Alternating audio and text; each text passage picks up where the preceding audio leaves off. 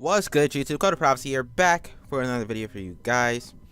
Now, today we're going to be here with some more Kill la Kill news. There was recently a Arcsystem stream that took place that, it had the president for Arcsystem and the creator of Kill la Kill, the game IF. They were there, chilling at the Arcsystem studios, answering some questions concerning, not only Kill la Kill, but other Arcsystem games like BB Tag, Guilty Gear, and, other projects by them. So if you guys want to go check out the full live stream, I'll leave the link to it in the description below.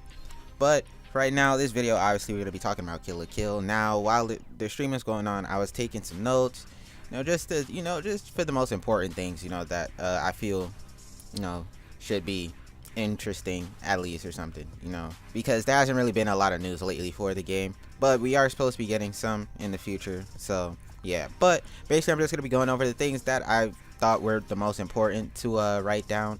So yeah, so let's get into it. First thing that was asked, I'm pretty sure somebody asked if there's going to be different character variations, or for separate characters, or if they asked if character variations were going to take other slots, or if they're just going to be on the actual main character, and you would just have to switch out with a different button or something like that.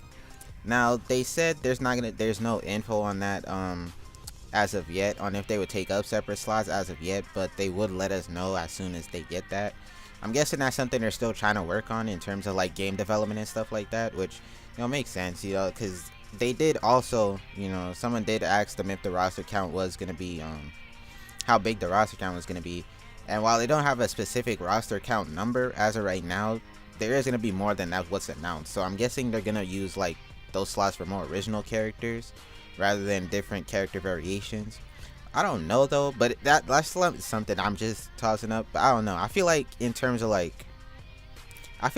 variations, like if for example the dual blade Ryoko and regular Ryoko, I feel like stuff like that, might take a separate slot. I don't know. I feel like stuff like that might take a separate slot when it's just a whole different, like, because they're basically like different characters with different combos and stuff like that. But like for variations in terms of costumes and stuff like that, like same costumes, I'm pretty sure those are just gonna be same slots. So yeah.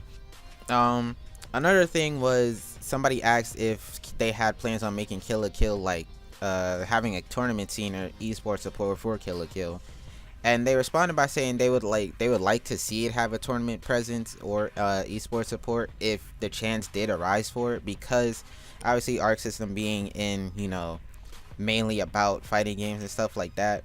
While they do produce other games, they're mainly known for the competitive fighting games and stuff.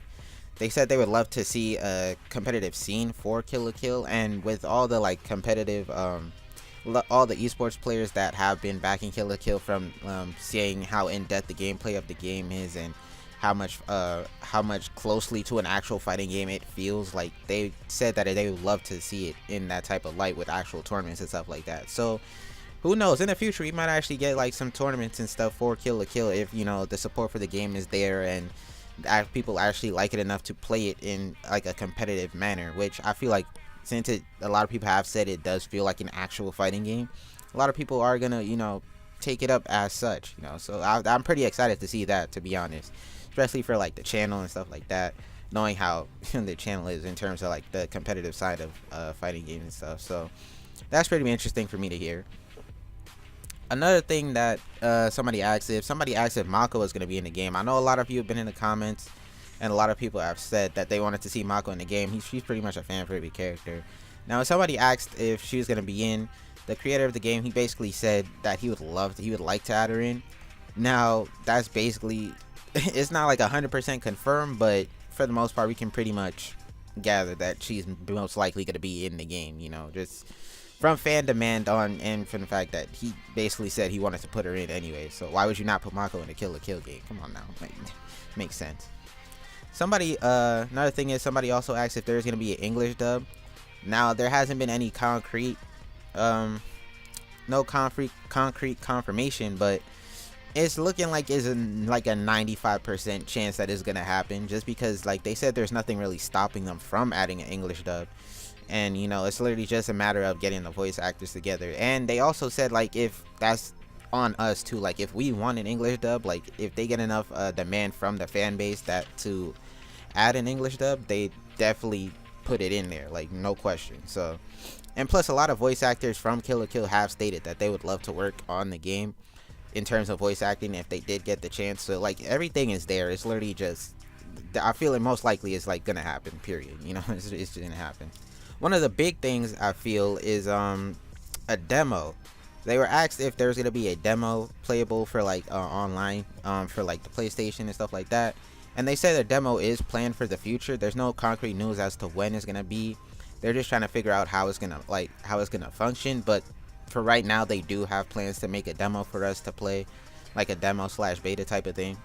So that's pretty exciting because I know a lot of people have been on the fence about the game, which the demo would really like come in handy for helping people decide if they really want to play it or not in terms of like gameplay and how fun it is. So I'm pretty excited to hear that. Hopefully we can get some news on that like soon.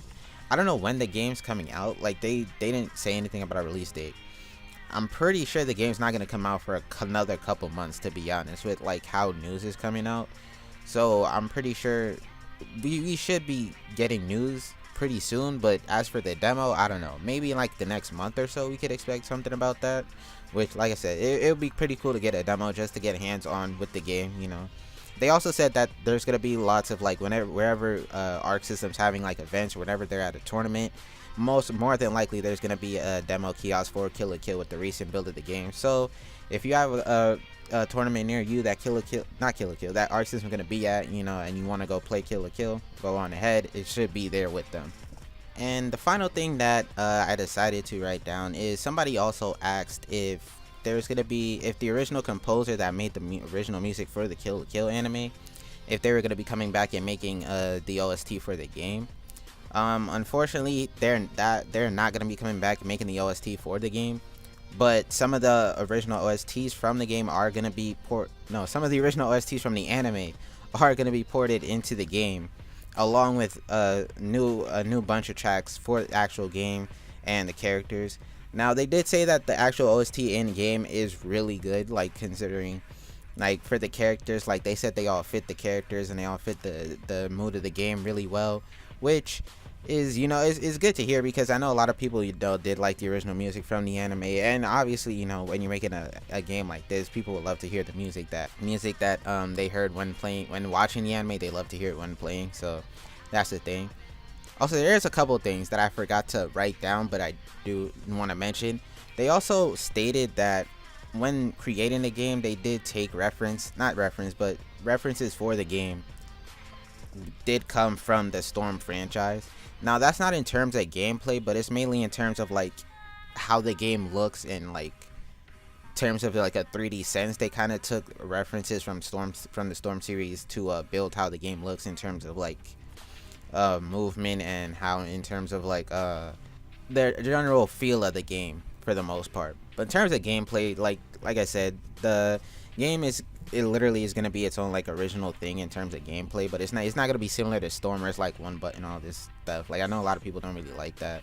They also said that, circling back to the esports part of it, they also said that the reason they chose for it to be like a 3D type of a environment was so that it would be like an easier entry barrier for people that aren't really into 2D fighters like that.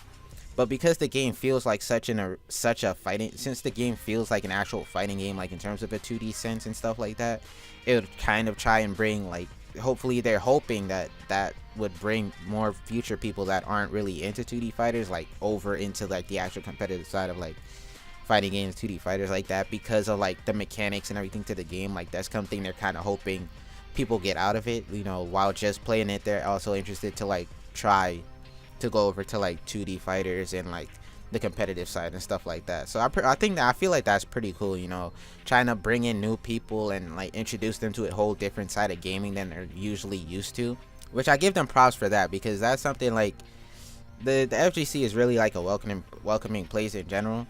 So like to see them trying to like bring new people in from like a whole different side of the spectrum in terms of like gaming and anime in general, and try to bring them into the fighting game scene, I feel like that's a pretty cool thing that they're trying to do there. That's one of the things I really respect from Arcsystem. Like they try to do that a lot with their games. Like they did it with BB Tag in terms of like the accessibility and controls and stuff like that. And like they do it in a lot of other games they do too, when they add like the simple mode and stuff like that into like the fighting games and the mechanics and stuff. So I feel like that's a pretty cool thing they're adding into the game, and I really respect them for that. But for the most part, that's everything that I felt was important to write down or add from the stream. Like I said, if you want to go back and watch the original stream, because I'm pretty sure I probably missed some stuff, like it's more than likely I have, like knowing me. The link to it will be in the description below. Make sure you go check it out. Anyway, that's going to be it for the video. Make sure you hit the video up with a like if you did enjoy the video. It'd be greatly appreciated. Also, make sure to subscribe if you are new to the channel. Like I said, I will be bringing you new Kill la Kill news and updates as they do come to me. Also, make sure to hit the bell notification so you get notified when I do upload those news and information for you guys. But with all that being said, I hope you guys did enjoy the video. Thank you guys for watching, and I'm out. So